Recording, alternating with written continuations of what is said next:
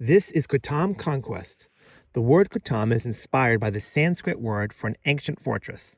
In Kotam Conquest, we are ancient rulers from distant lands ambitious to conquer and rule as many fortresses as we can to build our empires and kingdoms. This is an area control game where players collect cards, use cards to conquer territories, score points for those territories, and collect resources to help with future conquests. What makes this game interesting is the tension of knowing that I need a particular space to maximize endgame points and racing to get it before my opponent. Please note that this is a prototype copy and components might change in the final production. To set up this game, place out the board.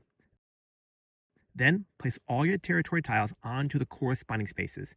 Each tile has a number on it to help you find its spot on the board. This tile says 10, so it goes onto the 10 spot on the board. Notice that each tile has an A and a B side. Place all the tiles with either all the A sides up or all the B sides facing up. Or for a more challenging game, you can mix up the A and the B sides. Then reach into the bag, randomly pull out a resource token, and place one in each space next to each territory. You will earn these tokens whenever you conquer a territory. Give each player a player aid of their color. Place flags of your color into the spots at the top of the player aid. Notice that the number of flags you'll place is different depending on the number of players. For 4 players, place 6 flags. For 3 players, place 7. And for 2 players, place 8 flags on your player aid. These are the warrior cards. You'll use these cards to conquer territories. Deal each player 4 cards to start. Place the deck of warrior cards next to the board and deal out 5 cards into the market. Be sure to separate out these mercenary cards. There are only 4 of them in the game, and these are wild cards that can be used in place of any other color. They are placed in their own pile to the left of the deck. These are the territories that you will be competing over. As an example, this is Saman. The cost to conquer Saman is 2 orange cards, 2 yellow cards, and 2 blue cards. On the side there are 3 red dots, which means that there are exactly 3 red tiles in the game. And conquering Saman will give you these 8 points, scored as soon as you conquer it. Ignore these elements in the game board. They're there for the atmosphere. Oh no, this giant is going to attack this tent with a catapult. Place the 3 large territory expansion cards with this back at the top of the board.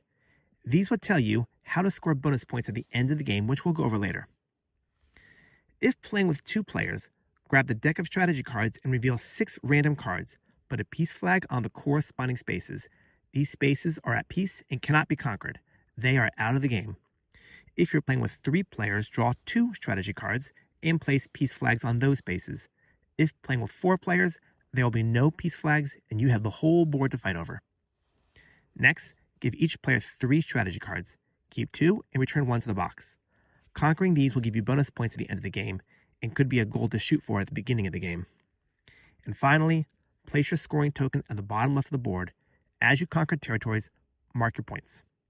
The game is set up and you are ready to play. Starting with the first player and going clockwise, players will only ever do one of 2 things for the entire game. Either collect cards or conquer a territory. That's it.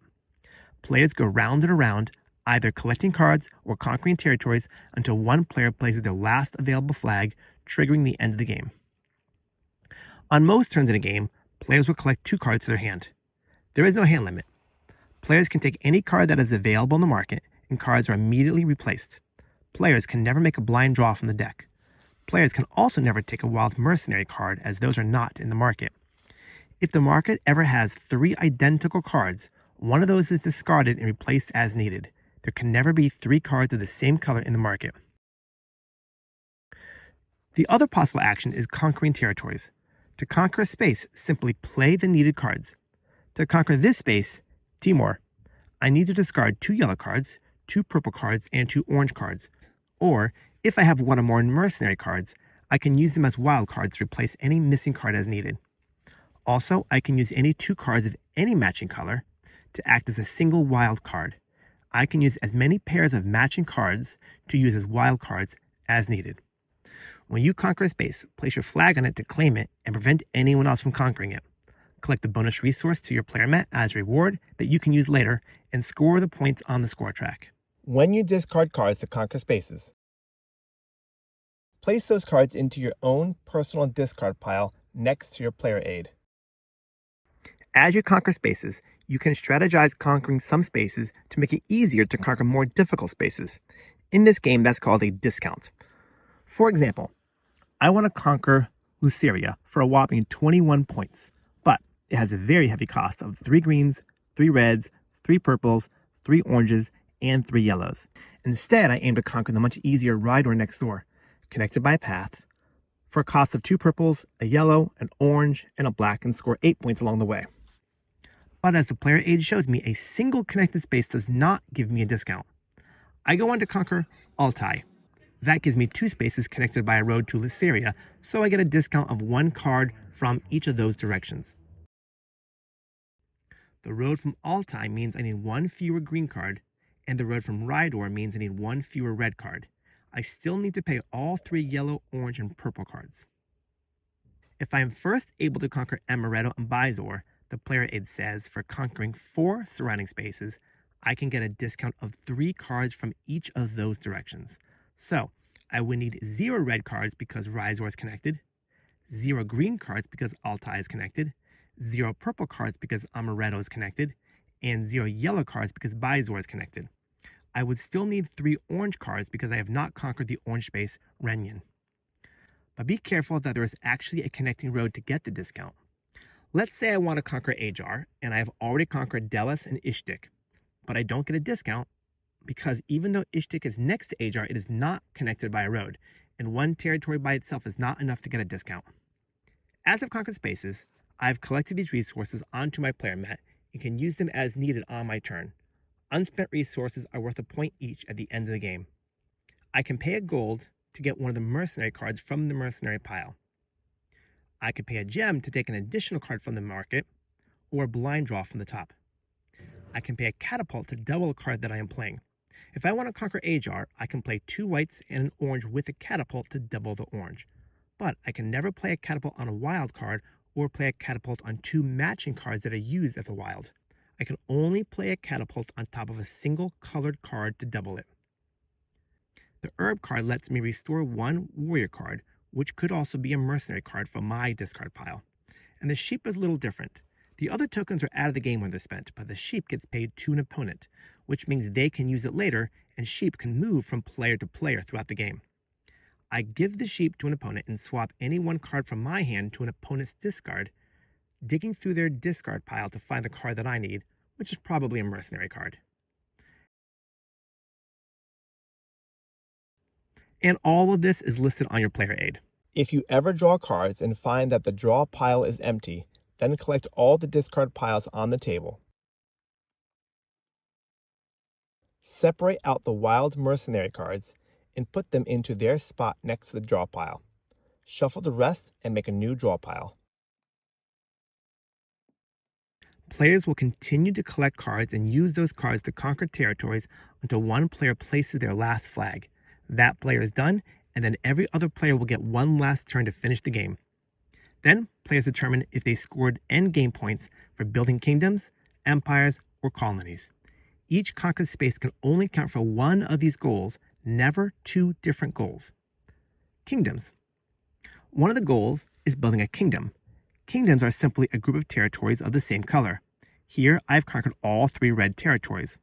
Once I have conquered at least 3 spaces, I can choose to build my kingdom by tipping the flags over into crowns. These crowns are now part of my red kingdom and will score me 12 endgame points. If I don't tip the flag into a crown, it's not a kingdom and I don't get the points. A kingdom must always be at least 3 territories large to score, unless one of the spaces has a star at the top. If I conquer both Mizu and Sunju, because Mizu is an island and has a star, those 2 spaces form my blue kingdom and I score 8 bonus points. Later, if I conquer Fugamo, I place a flag, tip it down into a crown, and now my blue kingdom is 3 spaces big, scoring me 12 bonus points. In order to separate kingdoms and empires and not confuse or mix them, remember that only crowns, never flags, score for kingdoms. Flags only ever score for empires or colonies. Empires. Empires are spaces directly connected by roads. In this example, I conquered these 4 spaces connected by roads and so score 9 bonus points. If I had also conquered Tyran for a kingdom and had tipped down the flag to make it part of a kingdom, then it would not be included in the empire, as crowns are never part of an empire. My empire is still 4 spaces big, connected by roads, scoring 9 points. Colonies are any spaces that have a flag, not a crown for a kingdom, and are not connected by a road to any of your conquered spaces. Here, these 3 spaces with flags are not connected, giving me 3 colonies for 7 bonus points. If I had also conquered Tyrion, but I had tipped the flag into a crown, I still have 3 separate unconnected standing flags, and so I still have 3 colonies for 7 bonus points. At the end of the game, score points for your kingdoms, colonies, and or empires. Finally, score points if you're able to conquer your starting strategy cards.